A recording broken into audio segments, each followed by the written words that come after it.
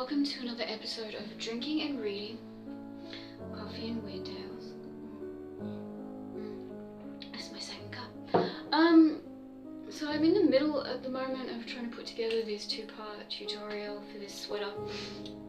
As you can see, I finished it. I'm very proud of it. It's turned out alright. Yeah, but as you know, as you might know, my phone, it doesn't like storage and it doesn't like doing things, you know, a little bit like me. So yeah, I'm just procrastinating.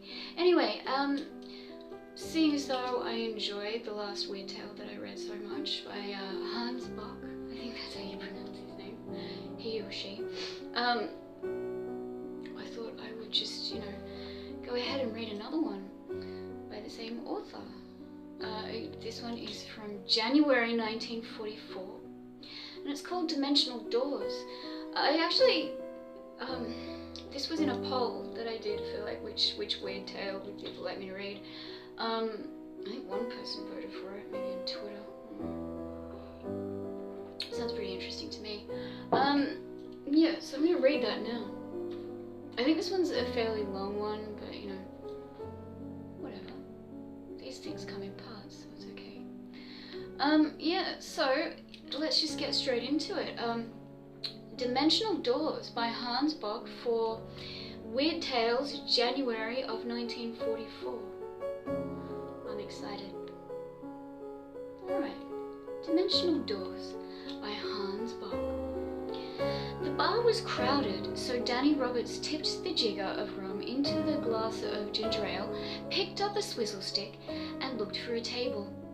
The Hurry Inn was overflowing with customers. They were so packed at the tables, bar, and floor that they formed a mobile wall, blotting out the tavern's hack murals.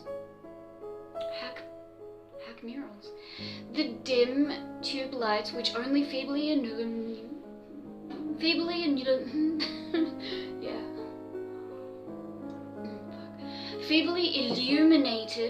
the place. Danny found a small table with room only for two and sat down. He stirred his drink. But as he raised his glass to his lips, his eyes turned toward the door. Taking a sip, he set the glass down and looked wonderingly at the young fellow who was just entering.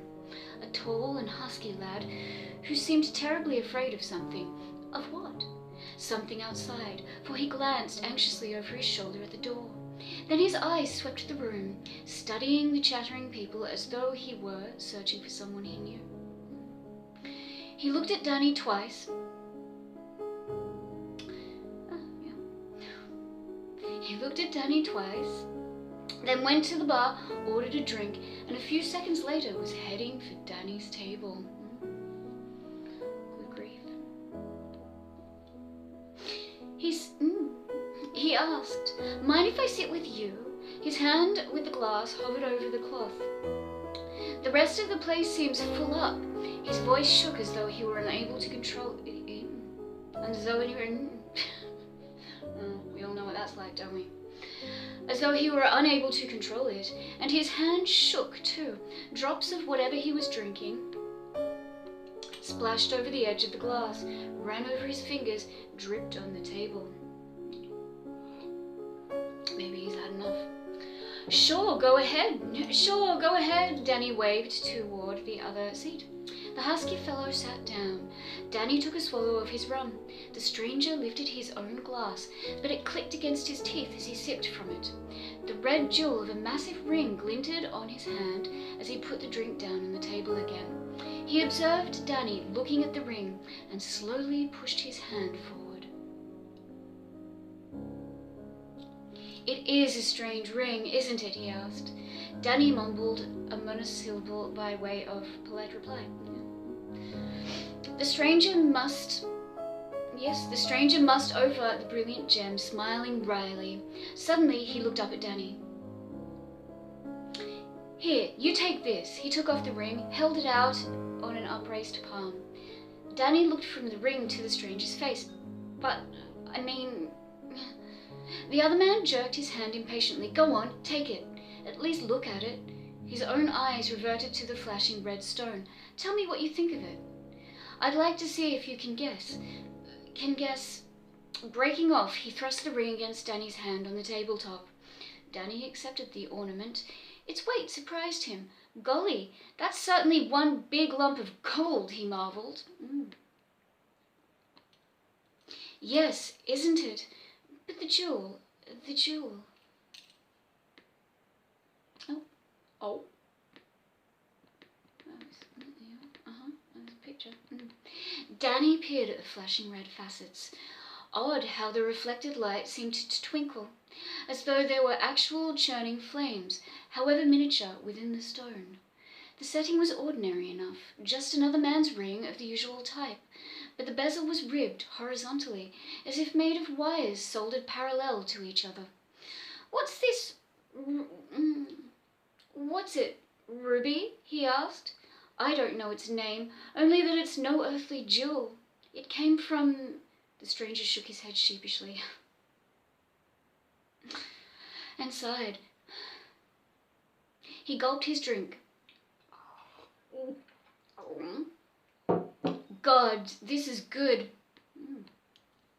I wonder if he's drinking. Anyway.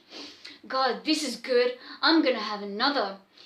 He snapped his fingers at an unresponsive waiter. Rude. You'd like to have a ring?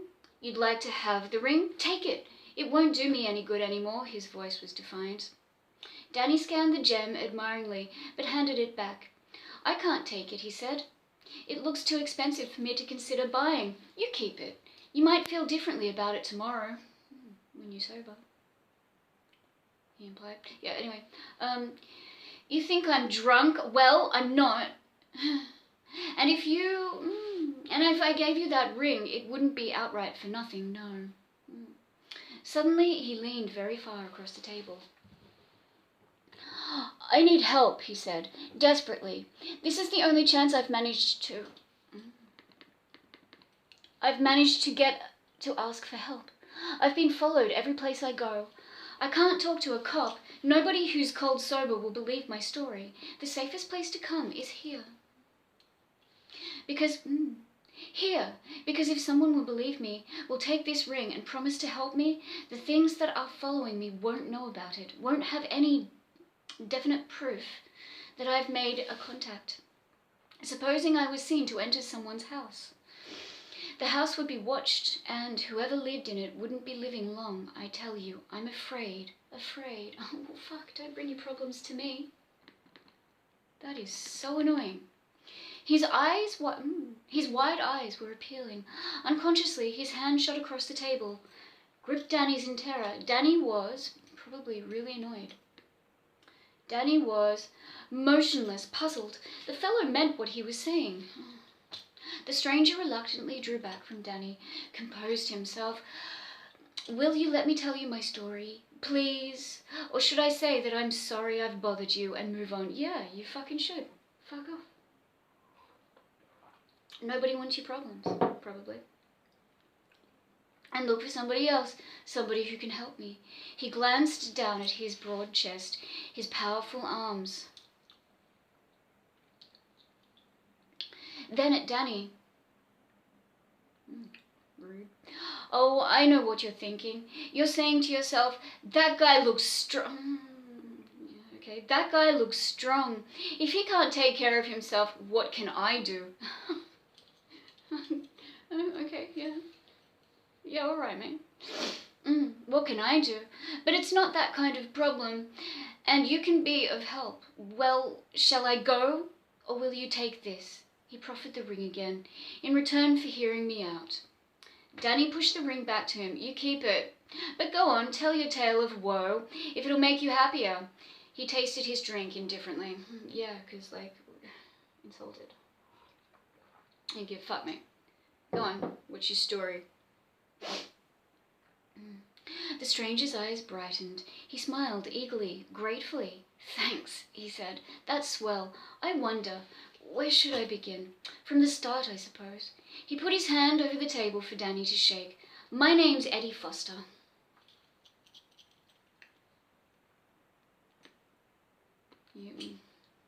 I'm Danny Roberts. Pleased to meet you, Danny.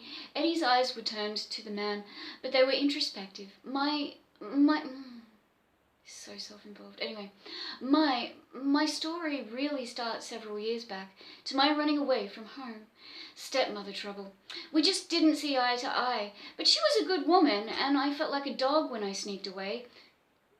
You really are a dickhead, aren't you? I hadn't finished school yet. I didn't know the value of a thorough education.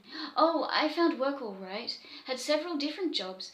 Then, just a year ago, I was sick, and when I came from the hospital, there wasn't a job to be had. Nowhere. Word got around that you were a knob. Anyway, he frowned at memories. Yes, it was just one of those one of those tough breaks that happens to everybody, I figured. If only I'd known. My clothes kept getting shabbier and shabbier as I drifted from one cheap hotel. One cheap hotel to another, then one of those 15-cent flop houses. Then I had no place at all, but I couldn't bring myself to mooch anyone for a dime. I'd always been independent. God, I'll not soon forget one night. He twitched, stung by the recollection. There I was, pondering the pavement, weak. Everything had become light and swimmy.